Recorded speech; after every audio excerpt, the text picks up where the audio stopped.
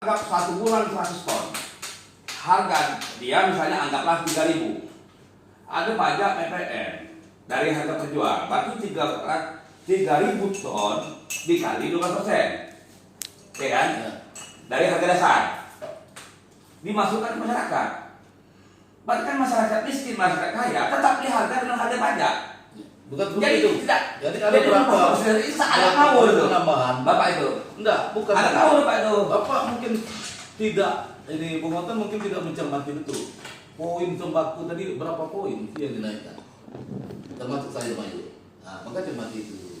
Jadi yang beberapa item produk itu yang dinaikkan. Yang Bawa ngerup kopi dulu lah, jangan tegang amat.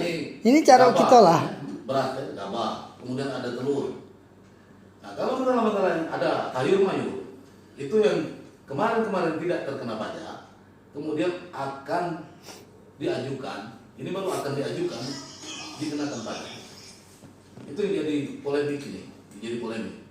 Kalau itu sebenarnya sudah lama. Jadi sepakatnya kita seperti apa? Maunya Bung Otan tuh seperti apa? Bung Iwan seperti apa? Maksudnya, Melihat pandangan terhadap kenaikan pajak ini. Pandangan saya, mari kita berpikir menjadi seperti negara maju. Minimal seperti negara Asia Tenggara sekitar. Perketat pajak untuk para orang kaya. Perketat pajak untuk para pemilik usaha-usaha besar. Jangan sampai itu lolos. Tetapi hapus pajak untuk rakyat yang sifatnya sembako. Karena itu dilakukan di zaman kolonial. Tapi boleh nggak saya bertanya? Saya bertanya boleh nggak? Boleh. Saya juga minta pandangan juga secara ini ya sama rekan-rekan saya di sini, ya kan? Terkait saya nggak berpikir secara global ya. Saya ingin pandangan kepada Bung Otan dan Bung Iwan dan Bung Amir Akbar terkait ya kan pajak-pajak industri maupun pajak-pajak sembako ataupun industri kecil yang ada di Provinsi Jambi gimana? Apakah seperti tadi aku lihat ada penyinggungan terhadap usaha-usaha kecil terkait sembako yang mengatakan ada ilegal gitu ya, berbau ilegal. Ada yang pengemplangan pajak. Nah, kalau di Jambi kalau saya lihat ya, di Jambi baik ada hotel, kemplangan pajak terhadap hotel, industri hotel ya, perhotelan. Kemudian terhadap industri beras ya kan, ada pencucian beras ya, ada pengemplangan pajak terhadap beras, sembako dan lain-lainnya. Nah, menurut pandangan Pak Otan, Bung Iwan dan juga Bung Amir Akbar selaku aktivis akomodasi rakyat miskin di Provinsi Jambi ya. Nah, saya mohon berikan pandangan juga terhadap para pengempang pajak ya, yang nakal-nakal, pengusaha nakal. Nah, Halo. ya. Saya lebih cenderung ke hotel. Karena itu pasti termasuk menengah ke atas. Orang itu termasuk orang yang berkhianat kepada negara sendiri. Oh gitu ya. Dia menikmati hasil. Terutama hotel itu pasti ada kerjasama dengan pemerintah daerah yang sumber uangnya dari negara dipakai untuk kepentingan hotel dibayarkan, namun uang dari negara yang seharusnya dibayar dari keuntungan sekian persen untuk pajak itu dilakukan. Orang seperti itu harus dipenjara dan disita seluruh asetnya untuk membayarkan berapa tunggaan atau yang dikemplangkan. Nah, kalau menurut Bung Iwan Saya gimana? pendapat dengan Bung Otan tadi ya, terutama untuk Provinsi Jambi ini sangat banyak sekali dan tidak sama sekali transparan penerimaan pajaknya. Ada penerimaan pajak air tanah. Beberapa hotel itu pakai sumur bor, tidak akan bisa hotel-hotel itu mengkondisikan atau mencukupi dengan air pump. Nah, tidak transparan di mananya itu, berapa sumur bornya, berapa per titiknya, segala macam itu. Nominalnya sama sekali tidak sama sekali ada masyarakat tahu ya. Ini ketidaktransparan ini membuat ada permainan antara aparat penegak hukum di sini ada ya, di sini ada diduga ini dengan para pengemplang pajak ini. Jadi kepada aparat penegak hukum ini harus betul-betul konten dalam masalah ini. Sebab pajak ini sumber devisa negara, sumber penghasilan negara nomor 1. Jadi gaji-gaji semua aparat negara itu salah satunya dari sektor pajak. Artinya kita lebih menekankan kepada aparat penegak hukum agar bersinergi ya fokus ya kan atau membantu secara konsisten terhadap pengemplang pajak ya yang ada di Provinsi Jambi. Menurut Bung Amir Akbar gimana? Ya kalau menurut saya begini. Dirjennya. Hah? Belum tentu banyak yang tahu. Terkait kenaikan pajak atau PPN 12% terhadap sembako. Ya. Enggak, saya bertanya sekarang bukan secara global lagi, tapi saya secara lokal khusus Provinsi Jambi. Karena menurut pandangan saya banyak sekali para industri perhotelan ya. Jadi begini, Pak Tony, ini tidak bisa kita kalau memang betul nanti kita bicara nih skup Jambi ya. Tapi ini kebijakan adalah kebijakan pemerintah Republik Indonesia yang akan menaikkan PPN 12% terhadap sembako ya. Termasuk di sini adalah sayur-sayuran. Nah, dalam hal ini ya kan, sayur-sayuran sementara saja ya. Untuk obat-obatan herbisida dan pestisidanya saja ya kan. Bisa pajak. Itu sangat mahal sekali. Ya kan? Sudah pajak keluar, Pak. Ah, sangat mahal sekali. Bahkan dia sudah kena pajak dulu. Ya kan? Di saat ini sudah sangat mahal ya kan. Kemudian petani kita sayur-sayuran ya kan. Ya kan? Memakai obat-obatan tadi, ya kan? Udah jelas dia akan menaikkan harga lagi, ya kan? Akan menaikkan harga lagi. Nah, bagaimana bisa dijangkau oleh masyarakat kita, ya kan? Masyarakat perkotaan lah khususnya, ya kan? Yang bukan petani, ya. Tapi kalau masyarakat pedesaan dia punya lahan-lahan yang lebar, ya, bisa bercocok tanam sayur-sayuran sendiri, ya. Tapi kalau masyarakat perkotaan ini yang paling besar kena imbasnya. Nah, kemudian saya sangat setuju dengan postingan salah satu akun Facebook ya yang bernama Antariksa ya kan, akun Facebook itu. Akun Facebook ya. Mengapa kita tidak kelola SDSB aja ya kan, kembali kepada Porkas. Ya. Nah, sekarang kita kembali ke sini gitu. Banyak sekarang judi-judi online berkeliaran bertebaran di seluruh Indonesia ya kan. Yang nggak kena pajak ya kan. Mengapa kita tidak adakan Porkas saja? Ya, tutup judi online, satu pintu pemerintah buat. Porkas yang seperti dulu-dulu Iya, SDSB Porkas gitu ya. yang seperti dulu. SDSB. Bahkan itu dapat berpengaruh ke ini ya. Wah, luar biasa. Jakarta juga Ya. itu.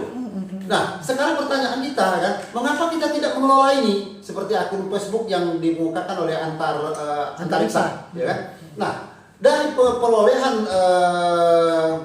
Porkas atau 50. SDSB tadi ya, 50-50. Iya. Kan luar biasa sekali. Kita bisa membangun sektor ekonomi yang luar biasa, ya kan? Daripada kita menerapkan pajak 12% sembako terhadap rakyat Indonesia. Contoh begini sekarang. Nih, saya katakan tadi, judi online sekarang marak di Indonesia. Ya kan? Setiap sudut kita temui orang main judi online. Itu tidak kena pajak. Itu. Paling apa Ya ya? kan? Kalau judi meja ini kan Ini menimbulkan penyakit baru di Indonesia yang pemerintah sendiri lengah terhadap hal ini. Ya kan? Mengapa kita tidak buka kawasan di Indonesia? Ya kan? Orang bisa maksudnya kawasan seperti apa? Ya kawasan betul-betul kita buat, ya kan, tersendiri, ya Daerah kan? timur lah misalnya. Misalnya di daerah timur atau di daerah mana, ya kan? Kita buat kawasan untuk menyediakan tempat bagi orang-orang yang hobi main judi atau gimana gitu kan? Itu. Mereka siapkan tempat. Ada nggak keuntungan di Daripada situ? mereka keluar negeri ke negeri Malaysia ke tanah genting sana, Singapura, lebih baik kita masuk ke sini daripada kita sok-sok alim, ya kan? Sok-sok ini, ya kan? Pajak kita lari keluar, orang main judi online di mana-mana, ya kan? Kita nggak sibuk, ya kan? Sampai anak SMP pun bisa menjudi online sekarang, ya. Itu lebih baik gitu. Saya rasa bukan judi online saja yang bisa merusak anak moral bangsa ini. Termasuk judi-judi juga seperti meja-meja ikan gitu ya. Ya banyak sekali, ya kan? Berarti fenomena judi baru ya kan yang timbul di masyarakat. Benar itu. Nah, menurut saya tadi ini kembali lagi pengemplangan pajak ya. Di Provinsi Jambi khususnya kalau menurut pandangan saya hasil investigasi saya juga, ya kan? Dan saya pernah sekilas membaca dari penemuan BPKRI terhadap salah satu hotel yang ada di Provinsi Jambi, di Kota Jambi, ya kan? Yang pengemplang pajaknya saya lihat bahkan sampai angka 9 miliar. Nah, dan ini diterbitkan oleh pihak BPKRI, ya kan? Dan kemudian tidak ada tindakan-tindakan dari APH, ya kan, yang secara serius ya dalam pengemplangan pajak. Makanya Bahkan mereka dari tahun ke tahun semena-mena ya saya lihat terus mengalir. Bahkan mereka hotel ini tersebut bekerja sama dengan pihak instansi Pemprov yang melakukan kerjasama dan kegiatan workshop misalnya kan, itu kan ada uang masuk ya kan. Bahkan itu harus jelas itu pajaknya kemana ya kan. Dan itu audit BPK jelas sudah terang-menerang mengatakan bahwa salah satu hotel ini ya kan, kita katakan salah satu hotel, tidak usah kita sebutkan nama hotelnya, bahkan itu ditemukan tidak aktif untuk membayar pajaknya atas kerjasamanya dengan pihak Pemprov ya ataupun instansi pemerintahan ya, salah satu OPD lah gitu ya. Nah menurut pandangan Bung Amir, bagaimana untuk menyikapi hal ini? seperti yang saya sampaikan di awal tadi, ya kan, bahwa boleh-boleh saja kenaikan pajak 12%, ya kan, terhadap sembako, ya kan, boleh-boleh saja, ya kan. Saya setuju, ya kan. Apapun barangkali diambil oleh pemerintah, barangkali pemerintah sudah mengkajinya lebih dahulu, ya kan. Barangkali pemerintah punya pandangan sendiri, ya kan, terhadap kenaikan pajak 12% dari sembako tadi, ya kan. Tetapi harus dibarengi dengan penegakan hukum yang kuat. Ya kan? Seperti yang saudara Ahmad Tholib sampaikan kepada saya tadi, ya kan, ada sebuah hotel yang indikasinya tidak membayar pajak atau ngemplang pajak misalnya kan, kan begitu? Ya, Ya. ya. Nah, ini kan ini akibat dari penegakan hukum yang tidak kuat, Lemah. ya kan? Itu lemahnya penegakan hukum sehingga banyaknya pelaku-pelaku usaha yang mengemplang pajak, ya kan? Jangan masyarakat saja langsung kena pajak 12%, ya kan, dari sembako yang dimakannya, tetapi para pelaku usaha yang menikmati itu semua tidak ditindak dengan tegas. Ada Jadi jadi anak kandung ya. kita bayar pajak 12% ke depannya, ya kan, tetapi tidak diiringi dengan penegakan hukum yang kuat, tetap rakyat itulah yang kena sengsaranya. Artinya pengusaha perhotelan itu kan termasuk menengah ke atas ya. Ya, kita tidak satu hotel saja ya. Ya. Banyak usaha-usaha yang lain. Dan ya. itu dalam Ya, catatan selama kita. ini, kalau kita Jadi gini lah. Bagaimana, Jadi Bung intinya Nathan? hotel-hotel yang di Indonesia ini, terutama di Jambi, dia tidak akan hidup kalau tidak ada uang negara itu. Dalam arti dia akan berusaha bekerja sama dengan instansi pemerintahan, Pemprov maupun kementerian, agar mendapatkan kue dalam bentuk kegiatan. Namun apabila hak dia, hak yang sudah dapat, kewajiban dia sebagai warga negara dan selaku pemilik usaha untuk membayar pajak ke negara pemilik lakukan, alangkah bangsatnya itu. Bangsat tuh. Nak caro dia tuh lah. Nak cara dia. Ibaratnya piti masuk mau, piti keluar negara. Aduh. Kalau bicara APH tadi, Berat itu ketua. itu bukan APH dulu ketua. Itu dirjen pajak ataupun petugas pajak melayangkan surat ke penegak hukum untuk dilakukan eksekusi atau sita. Benar. Pertanyaan kan, ya, sudahkah pajak melakukan itu? Kalau sudah, ayo bertanya. Terhadap penindakan dari misalnya Kota Jambi misalnya, Iya. hotel itu berada di Kota Jambi misalnya ya kan, banyak kegiatan-kegiatan workshop yang bekerja sama dengan instansi yang terkait yang ada di Kota Jambi maupun Provinsi Jambi. Nah maksud saya bukan dari instansi pajak saja, dari tindakan seperti penindakan intern dari para instansi sendiri seperti APIP misalnya kan. Itu bagaimana menurut ketua? Jadi ketua ini kan terkait masalah pajak. Pajak ini kan itu sifatnya lex ya, lex itu arti khusus. Itu yang punya wewenang untuk menjadi penarik pajak itu adalah pihak pajak sendiri. Apabila dia melakukan tunggakan dengan sengaja atau uang prestasi, pihak dirjen pajak akan melayangkan surat resmi ke APH untuk mengeksekusi. Begitu juga bea cukai. Bea cukai itu seperti itu. Pertanyaan kita, apakah dirjen pajak melakukan itu, terutama di Jambi ini, atau tidak? Kalau tidak, wajib ditanyakan, ada apa? Karena BPK sebatas mengaudit untuk melakukan penagihan pajak itu adalah Artinya ada tanda kutip juga ya kan? Betul. Ada apa gitu ya? APH menunggu pihak pajak melayangkan surat permohonan bantuan. Kalau dari masyarakat melaporkan kira-kira bagaimana Ketua, menurut Ketua? Tetap pihak polisian bergandeng tangan dengan pajak dulu. Oh begitu. Gitu. Bung Iwan bagaimana pendapat dia? Pendapat Bung Iwan terhadap hotel yang kita itu tadi yang kita bahas barusan? Menurut saya di Provinsi Jambi ini bukan cuma hotel saja, banyak sekali tempat-tempat wisata Di naga-naga. ya, tempat-tempat apa namanya itu yang memang pengemplang pajak. Dalam artian begini, bukan pengemplang pajak, mereka kadang-kadang menyembunyikan subjek pajaknya itu ya. Aset-asetnya. Ya, seperti yang saya bilang tadi, misalnya pajak air tanah. Nah, pajak air tanah ini kan Per tahun. setiap hotel itu hampir menyeluruh di Jambi ini saya pastikan menggunakan air tanah. Nah, tapi bagaimana transparansinya ini pembayaran pajak air tanahnya ini ke pemerintah? Nah, ini sama sekali masyarakat, terutama kita kaum aktivis ini tidak pernah tahu hal itu. Apakah betul mereka itu dibayarkan ataukah mereka itu dalam satu titik ini ada permainan di situ ya, misalnya ada 3 sumur bor dibilang 1 sumur bor atau tidak ada sama sekali sumur bor. Ini Besar kemungkinan itu Bung Iwan ya? ya, Bisa besar kemungkinan begitu ya? ya besar kemungkinan seperti itu. Sebab kita kaum aktivis dan jurnalis ini sama sekali tertutup lingkarannya ya, seperti ada gap begitu. Jadi barang yang rahasia. Ya, seperti rahasia. Rahasia gimana tuh? Coba besok kita datang ke pajak, kita minta ke dinas pajak, tolong buka ke kami perusahaan-perusahaan apa saja yang membuat pajak. Oh gitu. Cara kita lah berarti. Cara gitulah, maukah dia ngasih? Pasti dia bilang tidak. Seharusnya dia bersyukur dengan kita sebagai NGO, Ketua Amir, membantu dia. Oke, saya setuju. Seharusnya begitu. Saya setuju dengan masukan dari Ketua LPP Provinsi Jambi ya. Barangkali ada baiknya dari Laskar Merah Putih Perjuangan ya kan Provinsi Jambi membuat surat resmi ya kan kepada kantor pajak,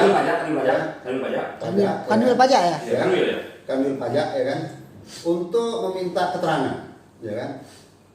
Kalau ada memang pengusaha-pengusaha yang tidak transparan dengan pajaknya, ya kan, kita minta ini ditindaklanjuti, ya kan? Kita cari tahu Ya, asetnya. agar minta ditindaklanjuti, itu. Jangan masyarakat dikenakan pajak 12%, ya kan, tetapi pelaku usaha yang memplang pajak tidak ditindak, itu. Saya sangat setuju sekali, ya kan? Kemudian ada lagi suatu barangkali ini kata penutup dari kita nanti, ya kan? Ini penutup juga. Di sini banyak, ya kan? Pelaku-pelaku usaha ya kan yang melakukan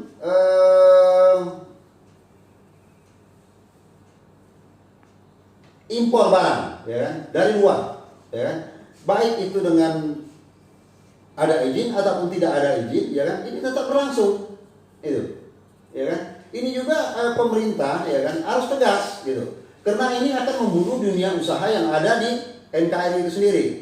Seharusnya dunia usaha itu berkembang, ya kan? Kemudian dia menggerut tenaga kerja yang banyak, ya kan? Kemudian membuka peluang pekerjaan yang banyak dengan masuknya barang-barang dari luar tanpa izin, ya kan? Ini akan membunuh pelaku usaha itu sendiri. Nah, di sini yang saya katakan tadi, penegakan hukum ini harus kuat, ya kan? Apabila penegakan hukum itu tidak kuat, mau ditaruh 50% juga itu pajak, ya kan? Yang menikmatinya juga segelintir orang, masyarakat tetap kena susahnya. Ya, barang itu dari saya. Oke. Mungkin ada tambahan dari karena waktu kita juga santing ya, terbatas ya kan? Sebagai closing statement-nya begini aja. Gimana? Jadi pertama, rancangan undang-undang tadi harus kita tetap kawal dan kritisi. Kalau nanti akan memberatkan rakyat, itu akan kita kritisi terus ini ya, akan kita kawal. Tapi kalau memang nanti alasan pemerintah dan tim ahli ini PPN ini naik dengan alasan begini-begini dan akan mengeluarkan stimulusnya kembali kepada masyarakat yang berimbang ya, kita mendukung. Kemudian masalah di Jambi, di Provinsi Jambi, kepebayanan cukai Jambi ini kan memang salah satu yang dalam hal ini Indonesia ini agak sedikit dalam tanda kutip ya. Sebab di Jambi ini terkenal sekali ada barang loak ya, biji yang masuk dari luar-luar itu. Nah, itu. Kenapa? Itu apakah itu ada pajaknya? Itu tidak. Sebab itu ilegal. Jadi kantor pajak dalam hal ini harus bersinergi dengan bea cukai ya untuk mengatasi masalah ini. Belum lagi Oke. ada berapa produk-produk rokok yang cukai segala macam ini. Oke, Bung Iwan. Kalau begitu kita ambil satu kesimpulan pada malam ini, perbincangan malam ini ya, saudara Bung Iwan, Bung Amir, ke Bung Antariksa. Nah, menurut kita ambil kesimpulan pada malam ini dalam perbincangan kita malam ini, diskusi cara kita lah, ya kan, sambil ngirup kopi yang ndak kate isinya, ya kan. Nah, jadi para permisa kita ambil kesimpulan dari ketua. Oke, siap. Cara kita lah ketua. Jangan emosi dulu ketua. Bukan begitu. Jatah ketua tetap saya kasih waktunya ketua. Tapi cukup dengan 5 menit saja ketua. Makasih. 2 menit. Kebanyakan 2 menit saja ketua. Oke. Sabar ketua, sabar ketua, sabar. Lanjutkan. Walaupun saya tidak tahu, saya nyokung. Kata Pung tas, kau ingat pesan Pung. Siko yang negara tidak boleh. Apa itu? Pung, negara dilarang berbisnis kepada rakyat. Apa itu bisnis? Untuk hal menyangkut perut. Hajat Nyangkut orang banyak. Perut. Dari apa tuh? Pung, sembako. Itu tidak boleh pajak. Kata Pung saya yang sudah meninggal di Wonosobo sana. Bukan ada saya, Tetapi hal-hal lain pemerintah wajib memungut retribusi. Wajib. Siapa? Jadi kesimpulan, pajak sembako tidak akan efektif. Malah akan membuat pelaku-pelaku ilegal yang bermain di sembako merajalela. Akan banyak jadwal tikus. Sembako dari Thailand, sembako dari Vietnam masuk ke Indonesia. Itu akan terjadi. Nan kedua. Jangan panjang-panjang ketua. Alangkah sedihnya kita. Waktunya 2 menit cuma ketua. Alangkah sedihnya kita. Nengok orang hidup kaya raya. Tidak. Punya kebun sehamparan matur mandam. Ibarat kalau bawa nasi. Belum lagi nyampe ke ujung kebun dia labasi nasi itu, bayangkan lur. Pribadi itu bukan perusahaan. Kita tahu berapa pajaknya. Pajak mobil tidak bayar dia. Pajak mobil jangan, pajak hartonya. Itu udah dikejar. Bukan orang yang tukang gerobak kaget beli ciki bingung dia untuk anaknya nangis. Ciki pasti pakai tepung, pakai telur, pakai gula. Sementara lah kena pajak dulu dari tepung gula. Itu sedikit nih Pak Iwan. Oke. Sekian, terima kasih. Tolong dipertimbangkan tolak pajak sembako yang kenaikannya. Kalau bisa diturunkan, itu baik. Tapi dari kesimpulan tadi ketua LPP akan menyurati pajak ya. Pajak. Melaporkan untuk para mempertanyakan siapa baik yang Pengusaha. melakukan pajak di Provinsi Jambi. khususnya perhotelan dulu ya kita pandang. Perhotelan, perusahaan dan lainnya. Oke pemirsa, sekian dan terima kasih. Kita topik malam ini kita bahas soal pengembangan pajak. Dan untuk berikutnya, season berikutnya akan kita bahas mengenai calon presiden. Inilah cara kita, ya kan? Ya, untuk Pak, itu lanjut. Pak D, kami harapkan suara dari rakyat kecil dengan cara kita lah, Iya. agar Pak D juga menyimak dan pembahasan kami rakyat kecil cara kita lah. Dan juga Pak Yai juga harus mendengarkan harapan-harapan rekan-rekan saya. Kami akan mendukung. Nah, untuk itu sekian terima kasih. Wabillahi taufiq wal hidayah. Assalamualaikum warahmatullahi wabarakatuh. Diskusi cara kita lah. Lalu.